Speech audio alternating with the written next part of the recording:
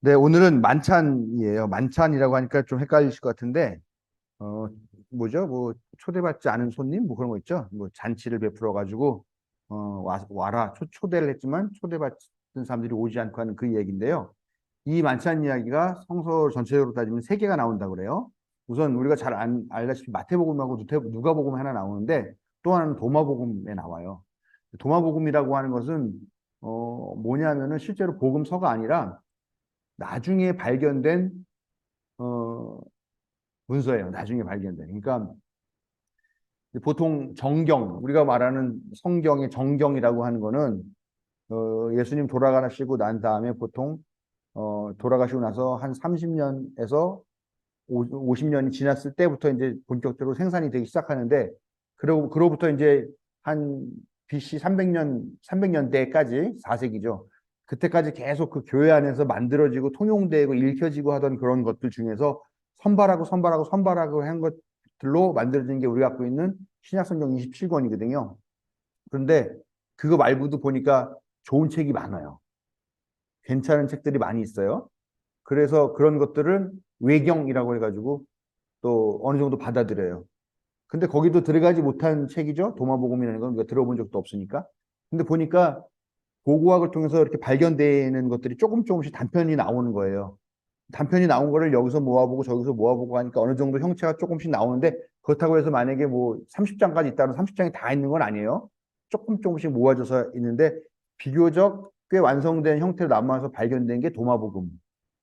이 도마복음이 상당히 원초적인 자료로 예수님의 어록 모음 같은 거라고 생각을 하면 된다고 그래요.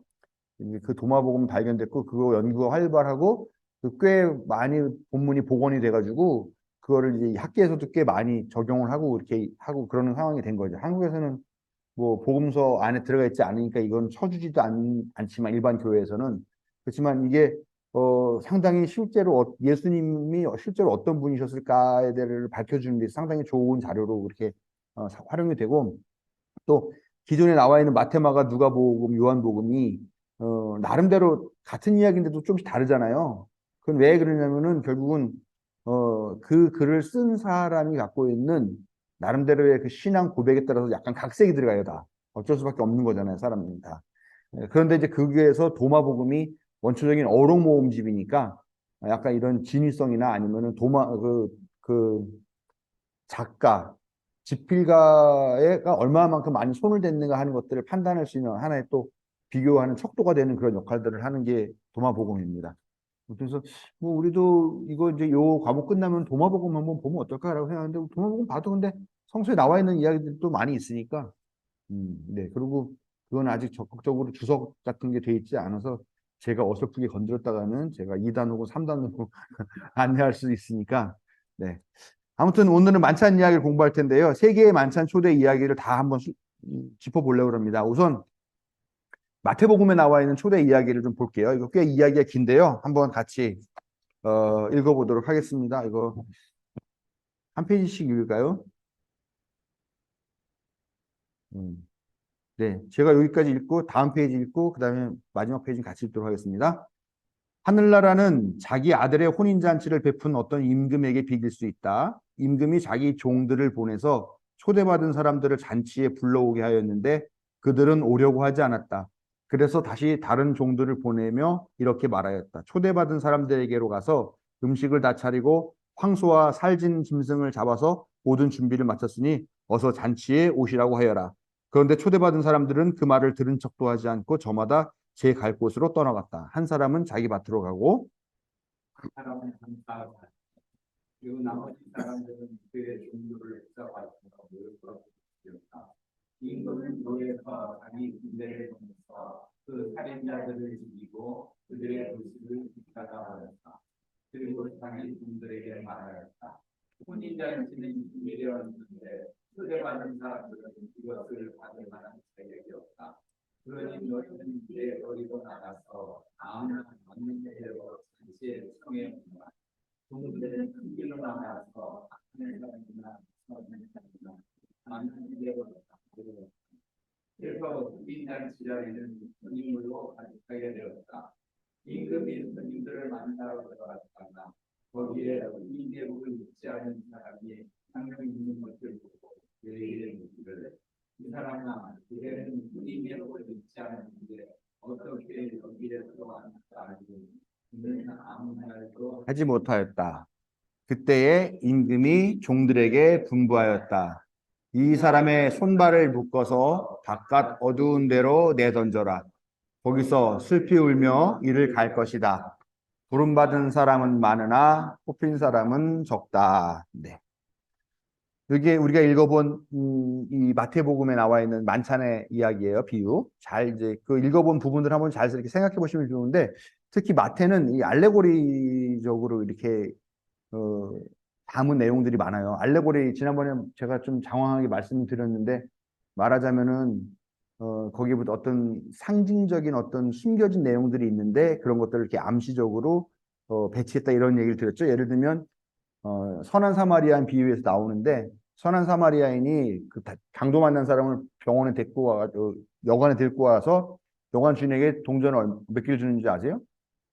동전을 두 잎을 줘요. 두 데나리온인가요? 두 잎을 줍니다. 근데 왜 두 잎을 줬냐라는 거예요. 이게 하나는 신약이고 하나는 구약이다. 이런 식으로 해석을 하는 거죠. 그런 해석들 아니면은 또 그런 의도를 가지고서 이야기를 쓰는 것. 근데 마태는 약간 그렇게 쓰는 부분이 많이 있다라는 얘기를 하는 거예요. 그러니까 이 마태의 이야기를 지금 읽으신 이 내용들을 살펴보면 맨 처음에 초대받은 사람들은 누구냐? 유대인이라는 거죠. 맨 처음에 유대인. 그러나 그 유대인들은 어떻게 했습니까? 결국은 그 초대에 응하지 않고 다 거절했다는 거죠. 그러니까 하나님께서 예수 그리스도를 보내셔가지고 이 사람들을 먼저 초대를 해서 하나님 나라로 초대를 했지만 이 사람들이 그 초대를 거절했다라는 거죠, 다. 그리고 각자 자기 볼일을 보러 갔다라는 거예요. 그래서 그 초대를 거절했던 그 마을 어떻게 됐어요? 아까 마을은 그 왕이 군대를 보내가지고 그 마을을 파괴해버렸다 그랬습니다. 사람들을 죽이고요. 이 얘기는 나중에 읽어보겠지만 다른 얘기는 다른 누가복음이나 도마복음에는 그런 얘기는 나오지 않는데 마태복음에서는 나오는 거죠. 보면은 이 사람들이 마을이 파괴된 거는 뭐냐? 여기는 마음이라고 썼네요. 예, 초대를 거절한 마을은 파괴됐는데 바로 주후 70년경에 로마와의 전쟁에서 이스라엘 성이 파괴되는 것을 나타낸다라는 것. 그런 걸 암시한다는 얘기죠. 그러니까 유대인들이 하나님께 예수 그리스도를 통해서 초대를 받았는데 그 초대를 거부했기 때문에 결국은 그 마을이 박살이 나고 예루살렘 성이 박살났다. 이거를 이 이야기에 담았다는 거죠. 그런 식으로요. 그리고 보면은 여기서 또 특별한 게 종들 보고 나가가지고 선한 사람이나 악한 사람이나 아무나 다 데리고 들어오라고 그렇게 이야기를 합니다. 그래서 여기서 선한 사람이나 악한 사람이라는 거는 밀과 가라지의 비율도 같이 생각나게 하는 건데 결국은 여기 마태복음에서는 그걸 교회로 생각을 한다는 겁니다. 교회 안에는 선한 사람도 있고 악한 사람도 있고 여러 가지 다양한 입장들을 갖고 있는 사람들이 교회 안에 들어와 있다. 그렇지만 어떠냐? 오늘 읽은 말씀대로 부름받은 사람은 많지만 뽑힌 사람은 적다라는 거죠. 그러나 어쨌건 교회는 모든 부른 사람들이 들어와 있는 곳이다. 라고 하는 것들을 이 이야기를 통해서 암시를 하는 거고요. 예복을 입지 않은 손님은 누구냐? 합당한 열매를 맺지 않은 이들이라는 거죠. 그래서 그렇게 선한 사람, 악한 사람 다 있고 교회가 그런 사람들이 있지만 그럼에도 불구하고 거기에서 역시 합당한 열매를 맺지 않는 사람은 슬피 울면서 이를 갈게 될 것이다. 이 슬피 울며 이를 간다는 것도 또 이 마태만 주로 많이 쓰는 아주 독특한 표현입니다. 그래서 꽤 여러 군데에 나와요. 여기 보면은 8장, 13장, 24장 또 25장에 걸쳐서 이 슬피 울며 이를 갈미 있을 것이다라고 하는 그런 내용들이 많이 나오는데 이런 내용들 그다음에 결국은 이 이야기는 그거예요. 이 마태는 이 이야기를 통해서 무엇을 얘기하고 싶었느냐? 하나님은 유대인을 애초에 불렀지만 유대인들은 그거를 거절했고 소위 말하는 그리스도인들이라고 하는 사람들이 이 예수님을 영접해 모셔드렸다라는 겁니다. 여기서 말하는 그리스도인들이라는 거는 유대교인들이 아니죠. 유대인이면서 유대교를 믿지 않고 그리스도를 믿는 사람들을 이야기하는 거고요. 아니면 이방인이지만 이 그리스도교, 예수를 주로 고백한 사람들을 이야기하는 겁니다. 즉 유대인의 혈통을 갖고 있으면서 유대교를 믿는 사람들은 이 예수를 거절했기 때문에 결국은 그들은 받아들이지 못했고 그리스도를 영접하지 않았기 때문에 결국 그들은 그 마을이 파괴되는 것 같은 그런 최후의 심판을 받을 것이다라고 하는 거를 그 마태복음 이 이야기를 통해서 이야기를 하고 있다라는 것이죠. 도마복음을 한번 읽어보겠습니다. 도마복음 64번이라고 해야 될지 어떻게 해야 될지 이야기마다 이렇게 페이지 번호를 붙인 건지 뭔지 이렇게 하는데 저는 자세히는 모르겠어요. 아무튼 도마복음 64라고 그러는데요. 여기도 같이 반반씩 읽어보겠습니다. 네. 네. 어떤 사람이 손님들을 초대했다. 그는 저녁 만찬을 준비한 다음 종을 보내어 그 손님들을 불러오게 하였다. 종이 첫 번째 손님에게 가서 말했다. 나의 주인이 당신을 초대했습니다. 그가 말했다. 나는 상인들에게 돈을 받아야 한다. 오늘 저녁에 그들이 나를 찾아올 것이다. 나는 가서 그들에게 주문서를 주어야 한다. 미안하지만 나를 그 만찬에서 제외시켜 달라. 종은 다음 손님에게 가서 말했다. 나의 주인이 당신을 초대했습니다. 그가 말했다. 나는 집을 한 채 샀는데 그것 때문에 일을 해야 한다. 나는 시간이 없다. 종은 다음 손님에게 가서 말했다. 나의 주인이 당신을 초대했습니다. 그가 말했다. 내 친구가 결혼하기 때문에 나는 만찬에 준비해야 한다. 나는 갈 수 없을 것이다. 미안하지만 나를 그 만찬에서 제외시켜 달라. 종은 다음 손님에게 가서 말했다. 나의 주인이 당신을 초대했습니다. 그가 말했다.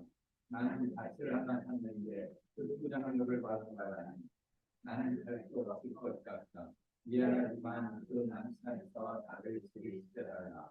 종이 돌아와 주인에게 말했다. 주인이 저녁 만찬에 초대할 사람을 다 함께 되고 초대를 받아야 주인은 그의 종에게 말했다. 길에 나가서 만나니 다 불러옵니다. 그들이 만찬에 참석할 것이다.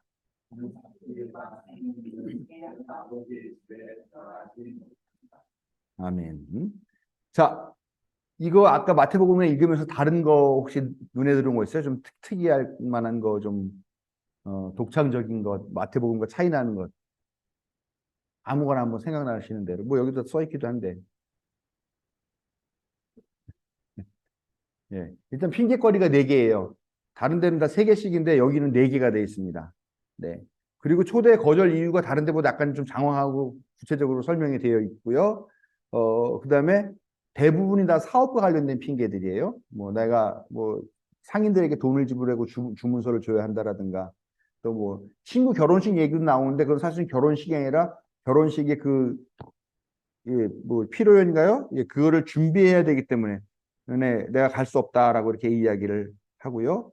또 뭐 밭을 매매하는데 소장료를 받는다 이렇게 대부분 다그 이익, 영업 뭐 이런 거 관련된 그런 이야기들이 주로 여기에는 나와 있다라는 거죠. 그래서 여기에서는 이 지금은 이제 다른 것만 보는 겁니다. 아까 한 것들 보고요. 지금 보면은 약간 특이한 게 보통 구전서라는 대부분 3이라는 숫자를 이 3이라는 숫자가 삼위일체가 3인 이유가 있어요. 보면은 다 이게 세계적으로 항상 3이라는 세 가지가 기억하기도 쉽고 여러 가지를 이루는 거에서 기본적인 요소 3이 보통 돼가지고 3을 이루는 건데 여기서는 핑계가 이상하게 4개가 나왔다는 거고요.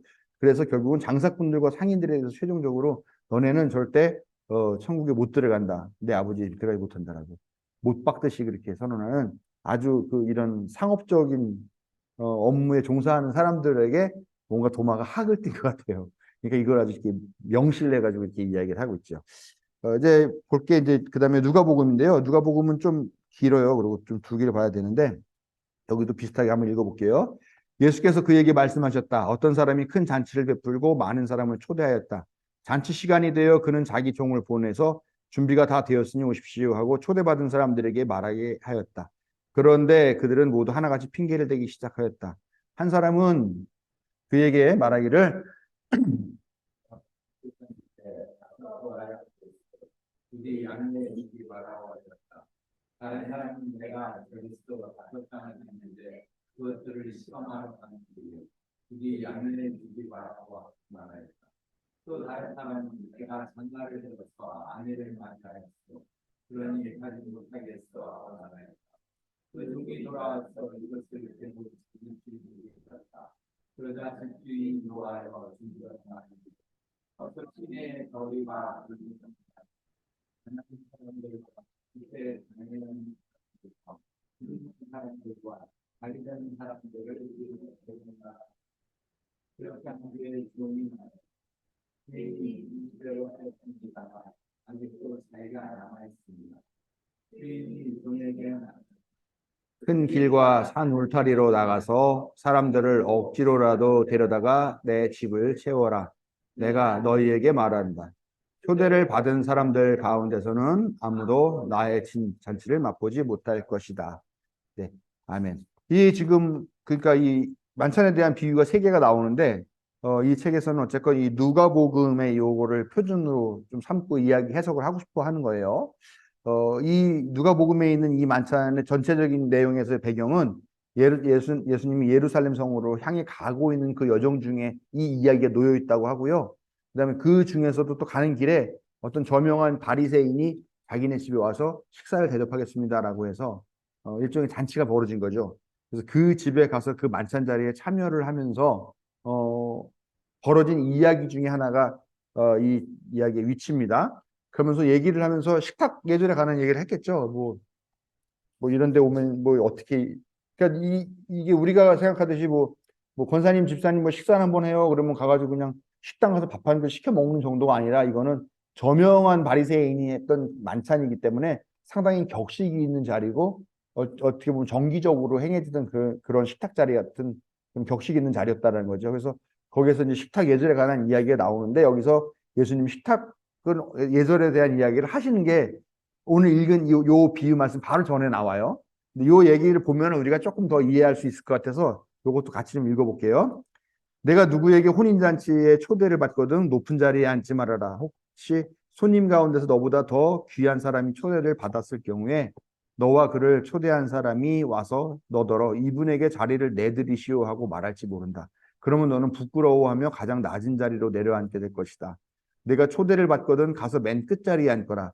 그리하면 너를 청한 사람이 와서 너더러 친구여 윗자리로 올라앉으시오 하고 말할 것이다. 그때 너는 너와 함께 앉은 모든 사람 앞에서 영광을 받을 것이다.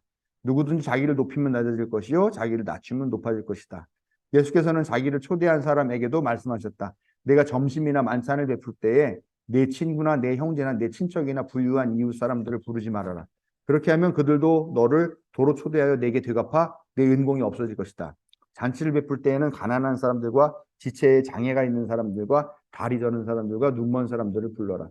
그리하면 내가 복될 것이다. 그들이 내게 갚을 수 없기 때문이다. 의인들이 부활할 때에 하나님께서 내게 갚아주실 것이다. 그러니까 지금 예수님께서 식탁 예절에 대한 이야기를 하는 거죠. 그러면서 말석에 앉으라는 거죠. 높은 자리에 앉지 말고 갔다가 괜히 망신당한다.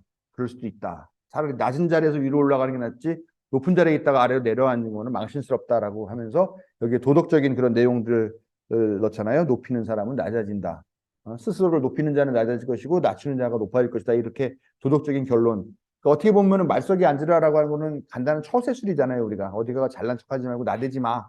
그게 너의 세상을 잘 사는 거야. 이렇게 하는 일종의 처세술인데 이걸 예수님은 도덕적인 교훈으로서 변환을 시키면서 높아지는 사람과 낮아지는 사람의 위치 변동에 대한 이야기를 하신다라는 거죠.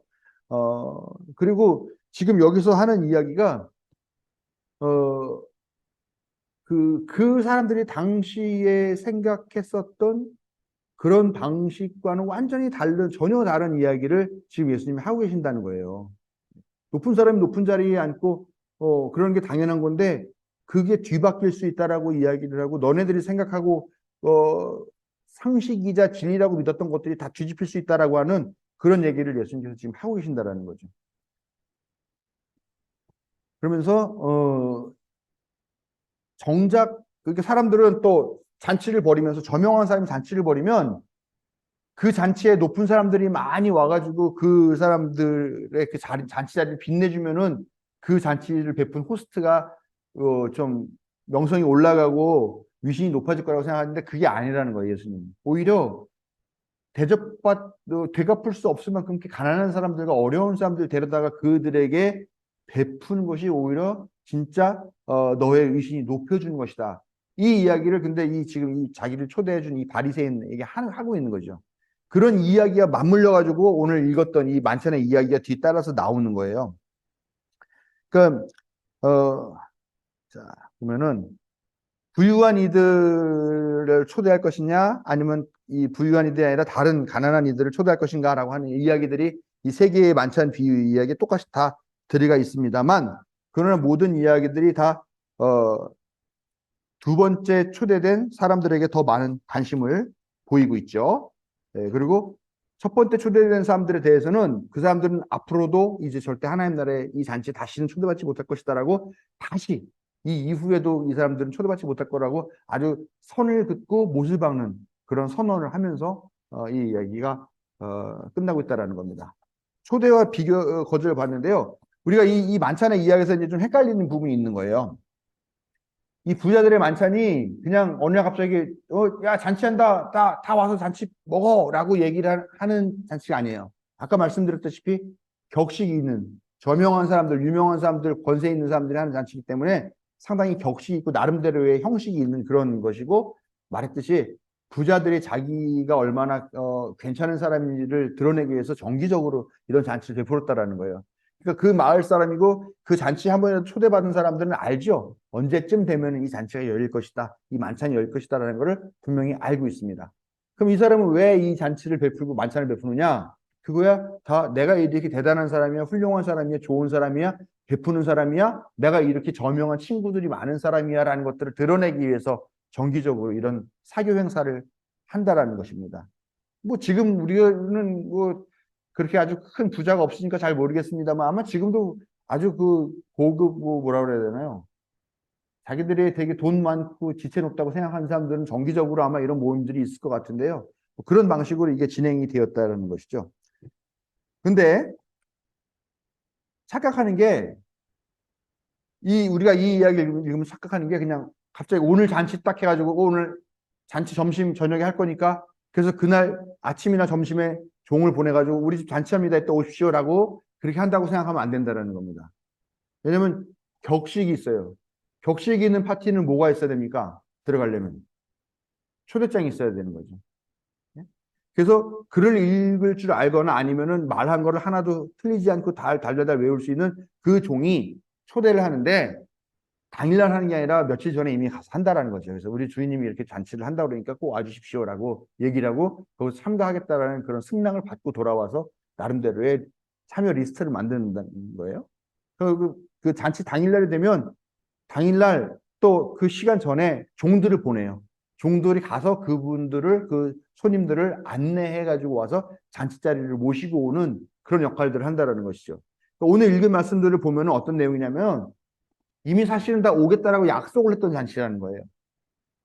그리고 그날 약속을 했는데 그 며칠 사이에 지나가지고 갑자기 내가 약속을 지키지 못하겠다라고 그렇게 거절을 하는 상황들을 우리가 전제를 해야 된다는 것이죠. 이 말은 뭐냐?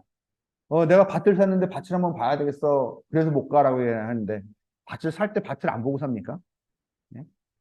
또 내가 소 다섯 결의를 다섯 쌍을 샀는데, 결의표 결의소 다섯 쌍을 샀는데 이 소가 잘 밭을 가는지 안 가는지 내가 두려봐야 되기 때문에 내가 못 가겠어라고 얘기를 하죠. 근데 소를 한 쌍도 아니고 다섯 쌍이나 사갖고 왔는데 그거를 한번 이렇게 해보지도 않고 그냥 제대로 보지도 않고 와가지고 사갖고 오냐라는 거예요. 이건 상식적으로 말이 맞지 않는 거죠. 또 내가 결혼식을 하기 때문에, 결혼을 하기 때문에 못 간다라고 얘기를 하는데, 이것도 지금 아까 분명히 말한 것도 이 초대는 며칠 전에 이루어진 거고, 초대와 승낙은 이미 그 며칠 전에 일어난 거고, 잔치는 그 며칠 시차를 두고 하는 건데, 갑자기 나 결혼식 때문에 못 가, 나 결혼했어, 결혼해야 돼서 못 가라고 말한다는 거는, 이건 이미, 아니 뭐 며칠 전에 자기가 결혼할 날짜도 모르고 있느냐라는 거죠. 결국은 뭐냐면 이 사람들이 아주 조직적으로 똘똘 뭉쳐가지고 이 잔치를 초대한 사람을 냉대하고 따돌리고 있는 상황이라는 겁니다.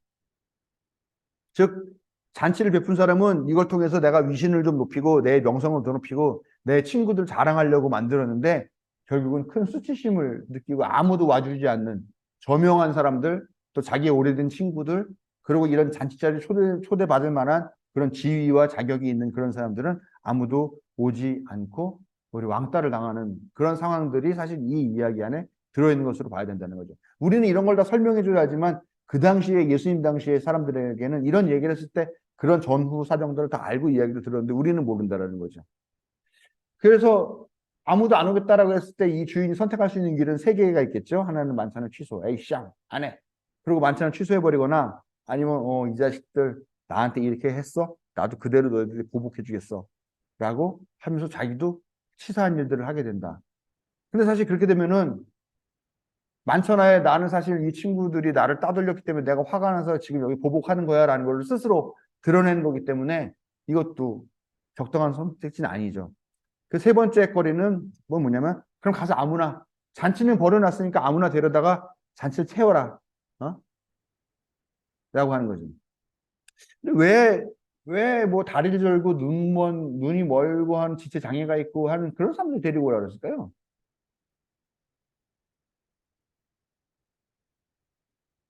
제가 볼 때는 그 시간에 데리고 올 수 있는 사람이 그 사람들밖에 더 있겠어요? 예? 그 사지 멀쩡하고 장애가 없는 사람들은 지금 뭐 하고 있겠어요? 다 일하고 있겠죠. 일자리를 구하지 못한 아주 극빈층이나 아니면 지체 장애가 있어가지고 그렇지 일을 얻지 못한 사람들만 결국은 데리고 와서 그 자리를 채웠다라는 것이죠.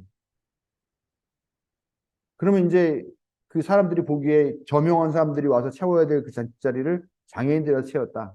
사실 이거는 이 잔치자리는 잔치 만석이었어라고 이야기를 한다 하더라도 거기에 와서 앉아 있는 사람들 몇 면이 이미 다 친구들의 비웃음거리밖에 될 수 없는 그런 잔치가 이미 돼 버렸다는 겁니다. 이거는 그냥 끝이에요, 그냥 끝. 이 이야기에서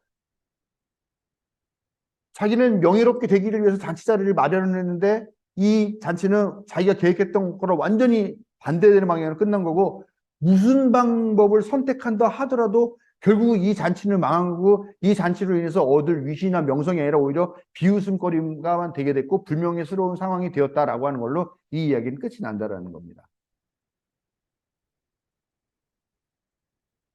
사람들이 이 이야기를 들었을 때 이 메시아적 만찬이라고 하는 거를 떠올렸을 거라는 거예요. 저명한 사람들을 불러다가 버리는 아주 그런 어, 위신도 세우고 명예로운 그런 잔치. 근데 메시아가 주재하는 잔치, 메시아적 만찬이라고 하는데 여기는 이때 당시만 해도 아직 메시아 개념이 표준화되지 않았고 여기서 아마 종말의 때를 보통 표현하는 방식으로 이 이야기가 들어갔을 거라고 학자들이 얘기를 해요. 뭐 요한계시록 19장이나 이사야서 15장 같은 데 보면은 여기서 어린 양의 혼인 잔치 초대해서 초대를 받은 사람은 복이 있다 뭐 이렇게 얘기를 해서 하나님의 잔치를 배선하고 뭐 이런 식으로. 근데 그 잔치가 아무나 오는 게 아니라 아무나 되는 잔치가 아니라 이게 바로 메시아 예수께서 메시아로 등극하는 그런 잔치 또 어떤 신부 혹은 신부로 표현되는 어린 양이 이제 결혼하는 그런 그래서 이제 비로소 메시아가 된다라고 하는 그런 의미 정말 성스럽고 영광스러운 자리라는 거죠. 예? 또 여기 이사야에도 보면은 하나님께서 잔치를 베풀고 사람들을 이렇게 뭐 부르셔서 풍성하게 먹이신다라고 했는데 이 잔치에 누가 갈 수 있느냐라는 겁니다. 예수께서 메시아로 등극을 하는 그런 잔치, 그 혼인잔치로 비유가 됐는데 그런 혼인잔치에 누가 갈 수 있냐라는 거예요. 저는 갈 수 있을까요? 제가 뭐 갈 수 있겠어요? 뭐 저기 순복음교회 이영훈인가 뭐 하고 뭐 조용기쯤이나 되고 사랑의 교회 누구 이렇게 뭐야 뭐 그런 사람들 정도면 초대를 받겠지 뭐 저 따위가 받을 수 있겠습니까? 예? 이사야에서 하나님께서 베푸신 이 풍성한 잔치를 베푸신다는데 이런 잔치에 뭐 갈 수 있는 사람이 뭐 있겠어요? 우리 교회는 한 명도 없을 것 같은데요. 아주 고관 대작 유명한 사람, 저명한 사람, 영향 있는 사람 그런 사람이 가겠죠. 메시아적 만찬이라는 거는 그런 사람들이 가는 것이라고 생각을 한다라는 거예요.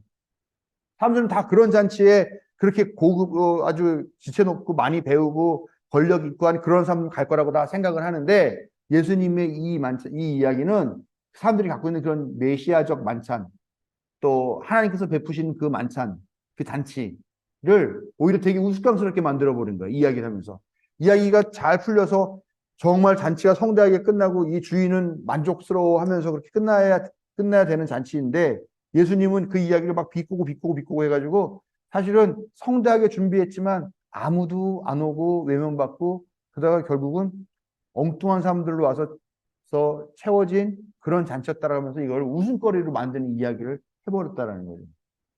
근데 이 이야기를 어디서 했느냐? 실제로 만찬이 벌어지는 그 자리에서 이 말씀을 하셨다라는 거죠. 그러니까 사실은 그 만찬을 베푼 그 바리새인도 매기는 거죠. 그리고 그 자리에 와서 앉아있던 그 사람들도 매기는 거죠, 사실은.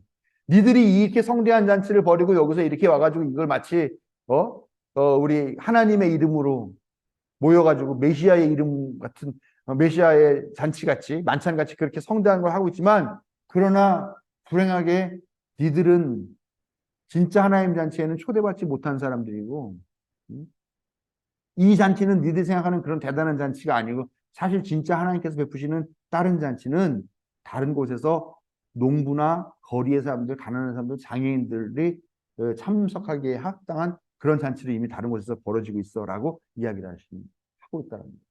즉 하나님은 엘리트들의 만찬, 지들끼리 모여가지고 지들끼리 잘난 척하고 지들끼리 뭐 서로 자화자찬하고 하는 그따위 만찬 원하시지 않고 오히려 이 땅에서 낮고 천한 사람들이라고 말하고 가난하고 어려운 사람들, 그 사람들을 그 만찬 자리에 초대한다라는 것을 예수님께서 이 이야기를 하면서 지들끼리 잘난 사람들끼리 모이는 그 만찬을 조롱하시면서 하나님의 만찬은 전혀 다른 것이라고 제안을 하고 있다는 겁니다. 사람들이 갖고 있는 기대. 저도 아까 좀 전에 말씀드렸죠. 뭐 하나님께서 이런 잔치를 마련한다고 어린 양의 혼잔치가 있다면 제가 갈 수 있을까? 못 간다고 얘기했죠. 순복음교회 누구나 가겠지. 뭐 사랑의 교회 누구나 가겠지. 뭐 감리교회 큰 교회 뭐 광림교회 누구나 가겠지. 그러나 그게 아니라는 거지.